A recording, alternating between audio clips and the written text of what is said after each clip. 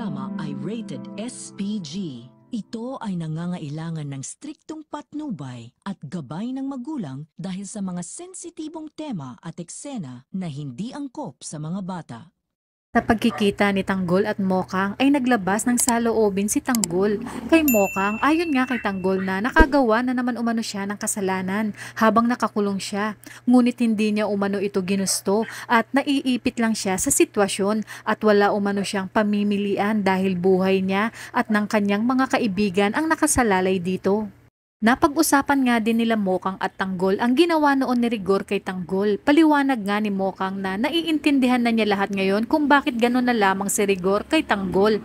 Dahil hindi pala totoong anak ni Rigor si Tanggol. Ayon pa nga kay Mokang, alam na niya ang totoo na hindi anak ni Rigor si Tanggol na siya ngang ikinagulat ni Tanggol. Maya-maya pa sa kanilang pag-uusap ay hindi nila napansin na nasa likod na nila itong si Ramon at narinig lahat ni Ramon ang kanilang pinag-usapan. Gusto man sanang lumapit ni Ramon ngunit hinayaan na muna niya sina Mokang at Tanggol. Dito din napag-alaman ni Ramon na si Tanggol pala ang lalaking pinakamamahal ni Mokang at isa si Mokang sa dahilan kung bakit nagawa ni Tanggol na nakawi ng pera at droga kina Roy na siyang dahilan ng pagkakakulong ni Tanggol.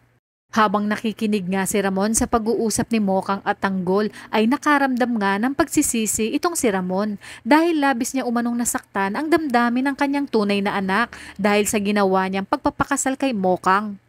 Dahil si Mokang pala ang kaisa-isang babaeng pinakamamahal ng kanyang anak. Narinig din nga ni Ramon ang ginawa ni Rigor kay Tanggol kaya naman mas lalong tumindi ang galit ni Ramon kay Rigor. At dahil nasa mansyon pa nga si David ay inutos ni Ramon kay Severino na kunin si David at dalhin sa lugar na walang nakakaalam dahil si David ang gagamitin niya laban kay Rigor. Kabilang banda, sinabi nga ni Ramon kay Don Julio ang lahat ng kanyang nalaman tungkol sa tunay niyang anak. Nagbitaw nga ng salita si Ramon na gagantihan niya si Rigor at si David ang magiging kabayaran sa lahat ng kasalanan na ginawa ni Rigor sa kanyang anak.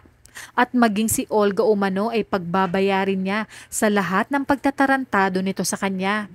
Kaya naman kung bago ka pa lang sa aking channel ay mag-subscribe ka na at i-click mo na rin ang bell icon para updated ka sa pinakahuling kaganapan sa paborito mong teleserye, ang FPJ's Batang Quiapo. Hanggang sa muli, salamat!